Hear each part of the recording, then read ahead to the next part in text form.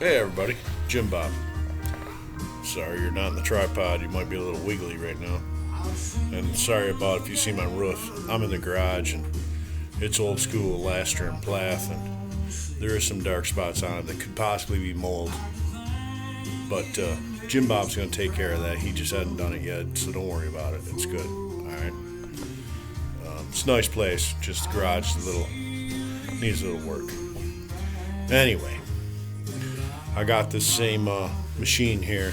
I'm making 3 videos in one night because, the opportunity is here to make a video about learning stuff, so I'm going to go ahead and learn you. Today, we're going to talk about how the mowers are making spark. Basically, for your engine, you got to have fuel, you got to have air, and you got to have spark for a motor to run. Okay, let's talk about some spark. So basically, what we got going on here, once again, this flywheel that does 3 things at once, because it's pretty remarkable, and it's basically all magnetics. Okay, I know people that are gonna be like, "Oh, you don't know what you're talking about." It's all magnetics. Okay, it's not fairy dust, it's not hopes and dreams. It's magnetics. So on this flywheel here, if you look at it, it's just a round piece of steel. It's pretty heavy though. What we're looking at, this is pretty much small engine, boat, jet ski, lawnmower, pretty much the same. I mean, we're getting into some new technology here that's not the same, but this is kind of what's going on to simplify, and this helps you understand.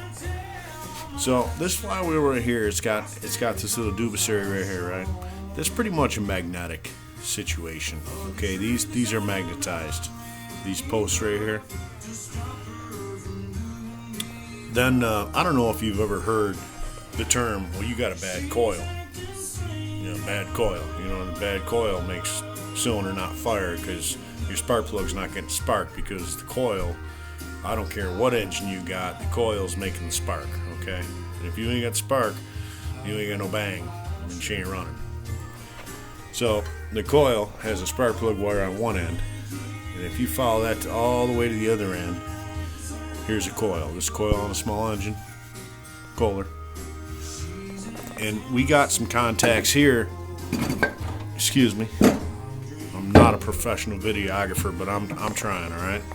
So, let's get down here to the coil right here. Here's a coil. All right, we got some metal sides on it. We got this plastic part. I'm sure this plastic part's got a lot of copper windings in it, okay? In the middle, we have the center post of the coil. So every time that magnet goes by this part right here on the coil, it's making a magnetic field. And that magnetic field is generating voltage. That voltage is generated goes into this coil with the windings, and however the manufacturer set it up, I'm not sure. You're getting your voltage out the end of the spark plug wire, which is going to your spark plug, which is making spark. Okay. We do have a wire here. There's many different styles of coils. There's a single wire. There's a triple wire. There's 2 wires. Everybody's changing their coil design up nowadays for better and faster and more powerful and whatnot. But right here you got this one. Basically on this motor you got one wire. Okay. This one wire is terminating the coil charge. So this wire right here, when you turn the key off, this is what grounds the coil out and says, all right, we're done running. So it shuts her down. Other than that, a lot of the stuff on these small engines is very basic. It's all magnetic energy. Magnetic energy turned into DC voltage. As I said in my previous video, the charging system, that the magnetics turn into AC voltage, and then you send it to a different part that goes to DC voltage, and it makes your battery charge. So there is a lot of things that are going on under here in the flywheel, and then on the outside of the flywheel with them contacts swinging by this thing at how many ever RPM you're making spark for your motor. You know what I'm saying? So a lot of times these coils go bad. You can see this one's rusty. which isn't a big deal because you know you get condensation from the hot and the cold, and you will get some rust. But sometimes they'll rust bad enough to split apart, and they'll just stop. They'll just stop working because it's at the end of the day, it's just wires, and wires don't like heat and water and all that stuff. So that's a basic version of how your coil's working, how you're getting spark to your spark plug.